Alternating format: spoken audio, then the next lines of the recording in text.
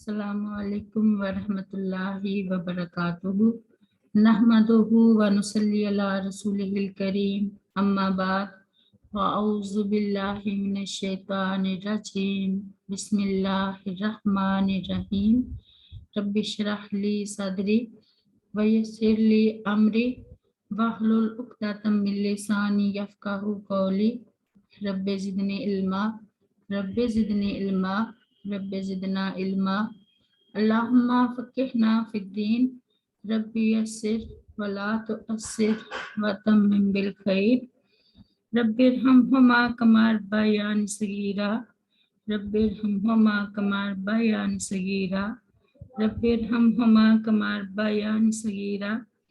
آج ہم سورۃ المائدہ کی آیت نمبر 67 سے پڑھیں گے انشاءاللہ۔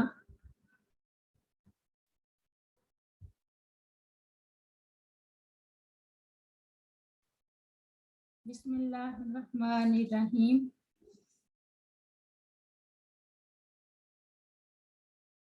یا ایہا الرسول، اے رسول صلی اللہ علیہ وسلم، بلغ پہنچا دیجئے ما جو رسالتا اس کا پیغام، بلغ پہنچا دیجئے ما انزلا جو اتارا گیا الیکا آپ صلی اللہ علیہ وسلم کی طرف، من ربی کا آپ کے رب کی طرف سے، وَإِن لَّمْ تَفْعَلْ اور اگر نہ آپ نے ایسا کیا، فَمَا بَلَّغْتَ تو نہیں آپ نے پہنچایا، رسالتا اس کا پیغام، واللہ اور اللہ تعالیٰ یعصمک کا حفاظت کرے گا آپ صلی اللہ علیہ وسلم کی، من الناس لوگوں سے، ان اللہ بے شک اللہ تعالیٰ لا یہدی القوم الکافرین نہیں ہدایت دیتا کافر لوگوں کو۔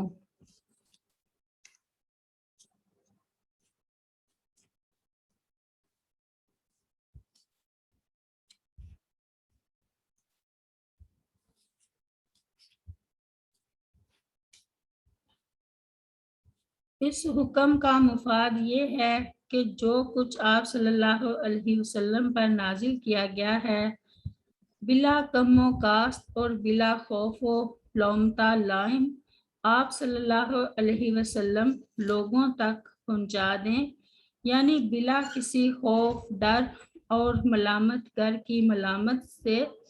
چنانچہ آپ صلی اللہ علیہ وسلم نے ایسا ہی کیا۔ سیدہ عائشہ رضی اللہ عنہا فرماتی ہیں کہ جو شخص یہ گمان کرے کہ نبی صلی اللہ علیہ وسلم نے کچھ چھپا لیا، اس نے یقیناً جھوٹ کہا۔ صحیح بخاری کی روایت ہے۔ اور سیدنا علی رضی اللہ عنہ سے بھی جب سوال کیا گیا کہ تمہارے پاس قرآن کے علاوہ وحی کے ذریعے سے نازل شدہ کوئی بات ہے، تو انہوں نے قسم کھا کر نفی فرمائی اور فرمایا اللہ فہمن یؤتی اللہ رجلا، البتہ قرآن کا فہم ہے جسے اللہ تعالیٰ کسی کو بھی عطا فرما دے۔ صحیح بخاری کی روایت ہے۔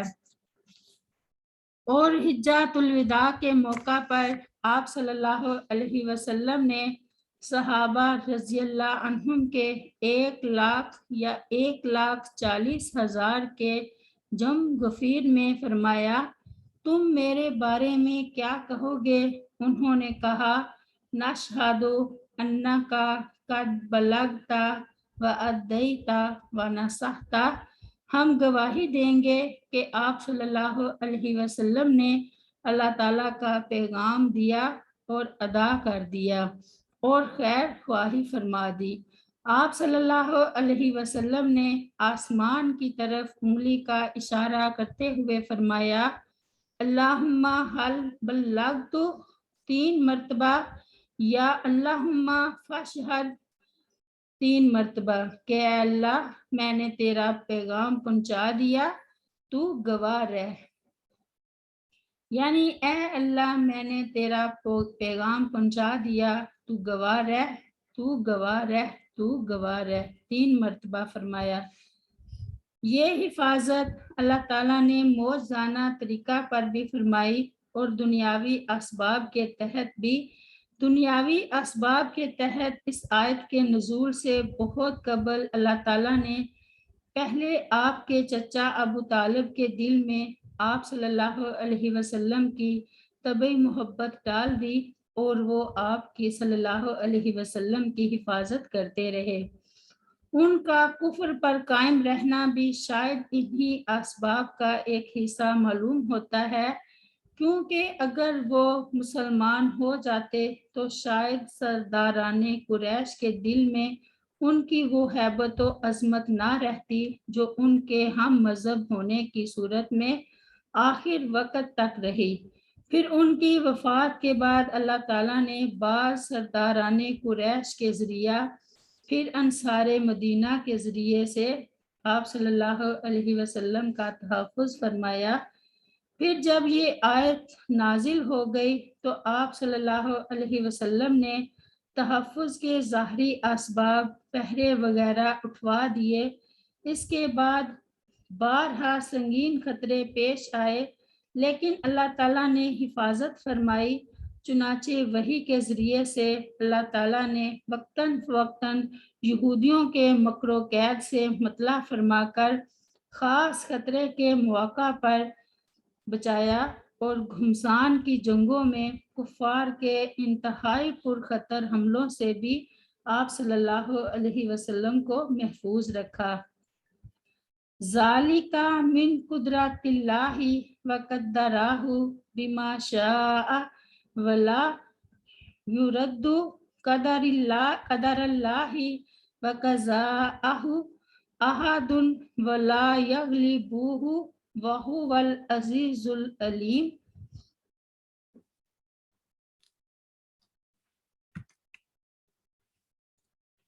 اللہ تعالیٰ نے نبی کریم صلی اللہ علیہ وسلم کو لفظ الرسول کے ساتھ اس لیے مخاطب فرمایا کہ انہیں اس بات کی یاد دہانی کرائی جائے کہ منصب رسالت اس امر کا متقاضی ہے کہ انہیں جس پیغام کے پہنچانے کا مکلف کیا گیا ہے اسے پوری ذمہ داری سے ادا کریں اور اس میں کوئی تقصیر نہیں ہونی چاہیے۔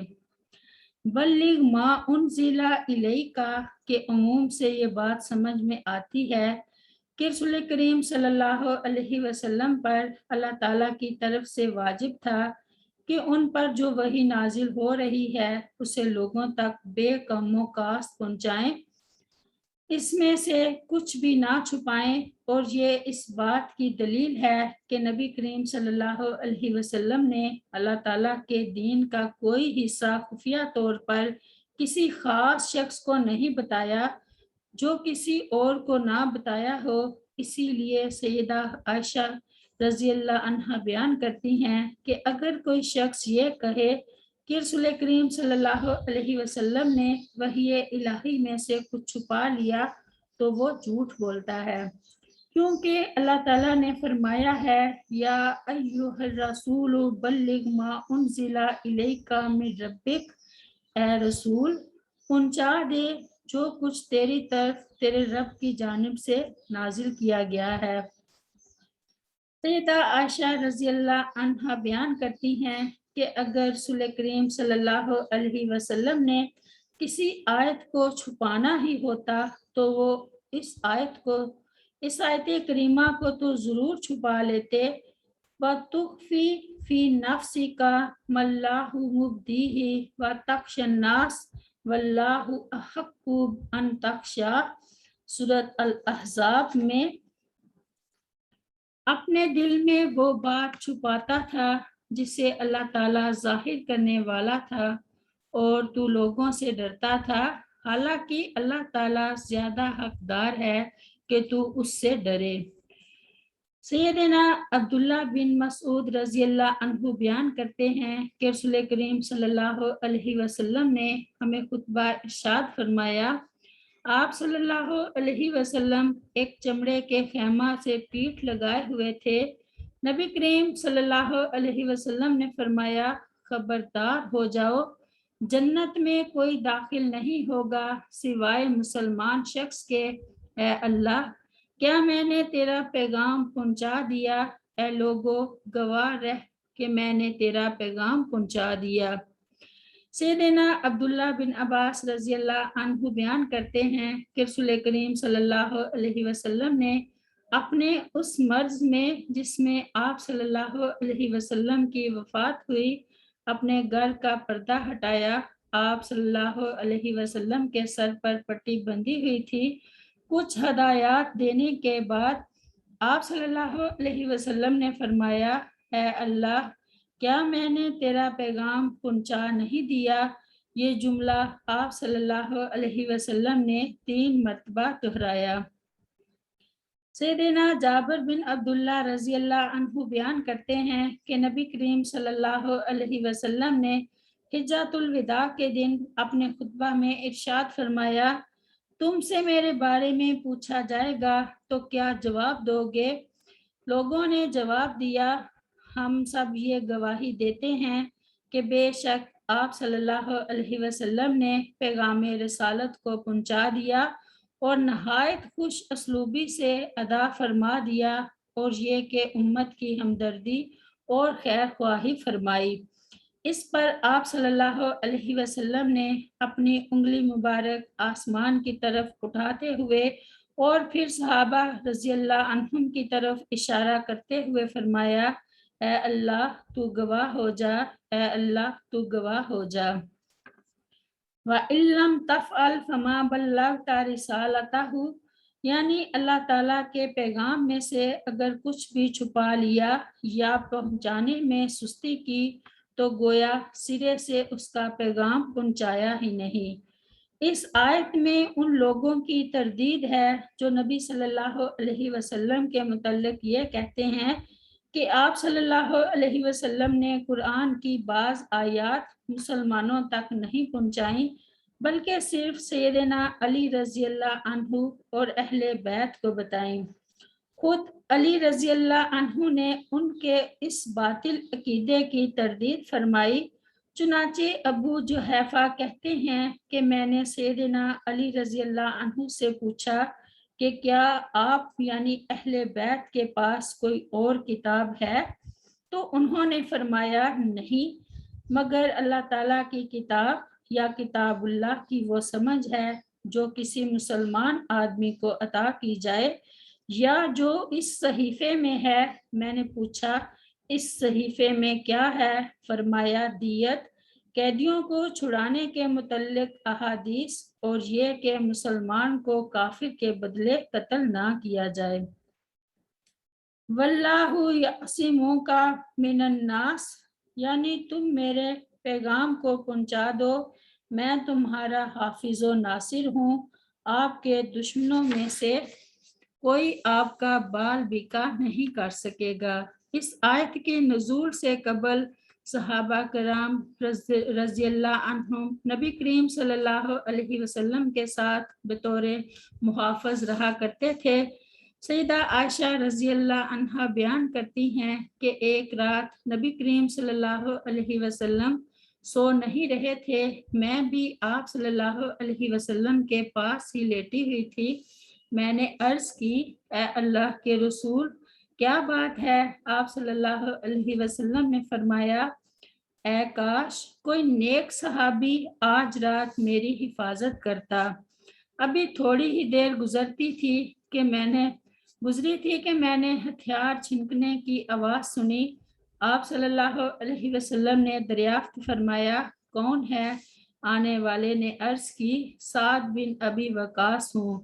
رسول کریم صلی اللہ علیہ وسلم نے پوچھا، کیسے آنا ہوا؟ اس نے جواب دیا، اے اللہ کے رسول صلی اللہ علیہ وسلم، میں آیا ہوں کہ آج رات آپ کا پہرا دوں۔ سیدہ عائشہ رضی اللہ عنہا بیان کرتی ہیں کہ اس کے بعد رسول کریم صلی اللہ علیہ وسلم آرام سے سو گئے، حتیٰ کہ میں نے آپ صلی اللہ علیہ وسلم کے خراٹوں کی آواز سنی۔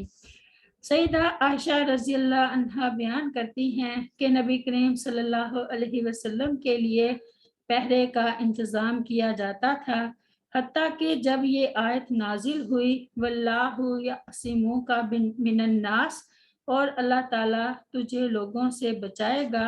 تو آپ صلی اللہ علیہ وسلم نے قبے سے سر مبارک نکال کر فرمایا، لوگو تم چلے جاؤ، اللہ تعالیٰ مجھے دشمن سے بچائے گا۔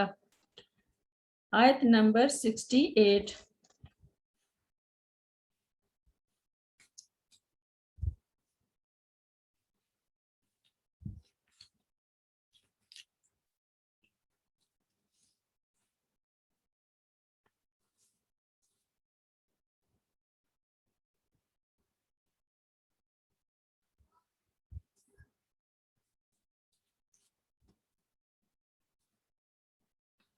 قل کہہ دیجئے یا اہل الکتابی، اے اہل کتاب، لستم نہیں ہو تم علی شیء کسی چیز پر، حتی یہاں تک کہ تقیموا التوراۃ تم قائم کرو تورات کو، والانجیل اور انجیل کو، وما انزل اور جو کچھ نازل کیا گیا، الیکم تمہاری طرف، من ربکم تمہارے رب کی طرف سے، ولا یزیدن اور یقیناً ضرور زیادہ کرے گا، کثیرم منہم بہتوں کو ان میں سے، ما وہ قرآن جو انزلہ نازل کیا گیا ہے، الیکا آپ کی طرف، من ربی کا آپ کے رب کی طرف سے، تو یانم و کفرا سرکشی میں، و کفرا اور کفر میں، فلا تعسا چنانچہ نہ آپ غم کھائیں، علی القوم الکافرین کافر لوگوں پر۔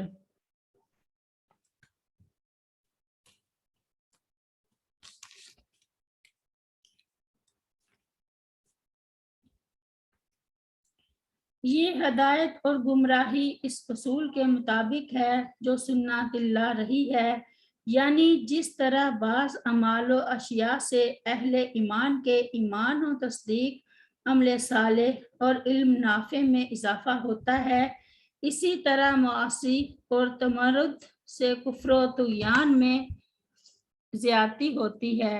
اس مضمون کو اللہ تعالیٰ نے قرآن کریم میں متعدد جگہ بیان فرمایا ہے، مثلاً قل هو للذین آمنوا ھدی و شفاء والذین لا یؤمنون فی آذانہم وقر وہو علیہم اعمی اولئک ینادون من مکان بعید۔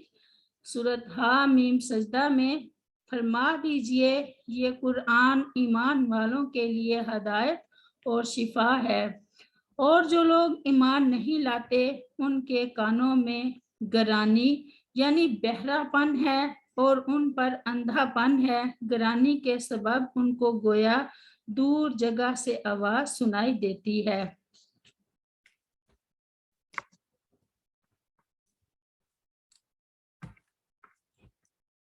یعنی تم کچھ بھی دین پر نہیں ہو سکتے جب تک تم تورات و انجیل کو قائم نہ رکھو، یعنی اللہ تعالیٰ کی طرف سے تمام انبیاء کرام علیہم السلام پر نازل ہونے والی تمام کتابوں کے ساتھ ایمان نہ لاؤ اور ان کے مطابق عمل نہ کرو، اور انہی کتابوں میں یہ بھی حکم دیا گیا ہے کہ محمد صلی اللہ علیہ وسلم کی اتباع کرو، ان پر ایمان لاؤ، ان کی شریعت کی اقتداء کرو۔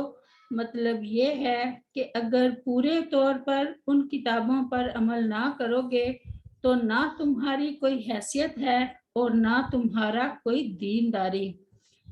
یہی بات مسلمانوں پر بھی صادق آتی ہے کہ اگر وہ قرآن کریم پر پوری طرح عمل نہیں کریں گے تو ان کی کچھ حیثیت نہ ہوگی، نہ کوئی دینداری ہوگی۔